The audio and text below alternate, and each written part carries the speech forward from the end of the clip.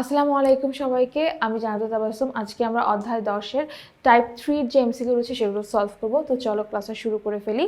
প্রথম প্রশ্নটা দেখো, পোকা দমনের কাজে নিচের কোন হরমোন ব্যবহার করা হয়?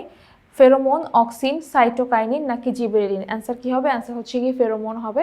ফেরোমন কি করে? এটা দিয়ে আমরা পোকা দমন করতে পারি।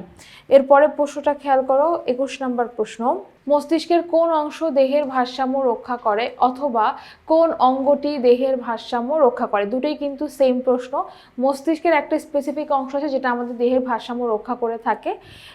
এটার উত্তর কি হবে? সেরিবেলাম, পন্স, সেরিব্রাম নাকি মেডুলা অবলঙ্গাটা? অ্যান্সার হচ্ছে কি সেরিবেলাম হবে।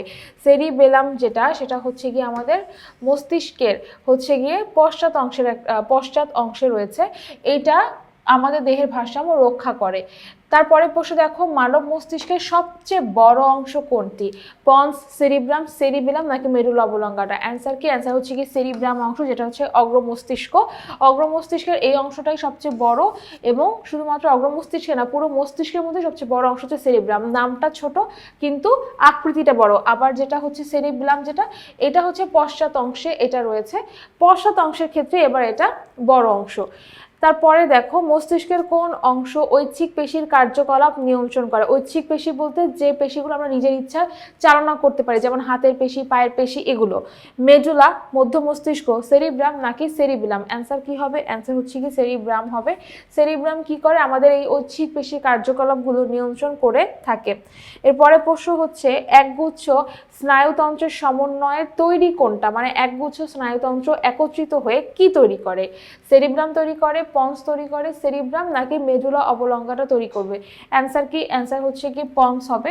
একগুচ্ছ স্নায়ুতন্ত্রের সমন্বয়ে পন্স তৈরি হয়।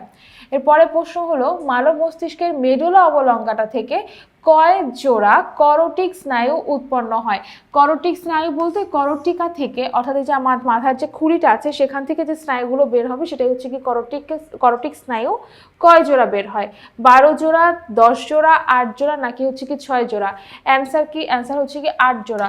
মেডুলা অবলঙ্গাটা থেকে, মানে আমাদের যে মস্তিষ্ক রয়েছে, মস্তিষ্কের দেখবে একটা অংশ আছে যেটা মেডুলা অবলঙ্গাটা, পন্সের পরে একটা লম্বা অংশ নিচের দিকে নেমে যাচ্ছে, এখান থেকে হচ্ছে গিয়ে করটিক স্নায়ু বের হবে। কত জোড়া? 8 জোড়া। দুই কশেরুকার মধ্যবর্তী ছিদ্র দিয়ে কত জোড়া মেরুরজ্জীয় স্নায়ু বের হয়? মেরুরজ্জীয় মানে হচ্ছে গিয়ে সুষুম্না স্নায়ু বের হয় কয় জোড়া? অথবা মেরুরজ্জু থেকে কত জোড়া স্নায়ু নির্গত হয়, বা সুষুম্না স্নায়ু কয় জোড়া নির্গত হয়? দুটোই কিন্তু সেম প্রশ্ন। 10 জোড়া, 21 জোড়া, 11 জোড়া নাকি 31 জোড়া? অ্যান্সার কি হবে? অ্যান্সার হচ্ছে কি 31 জোড়া হবে।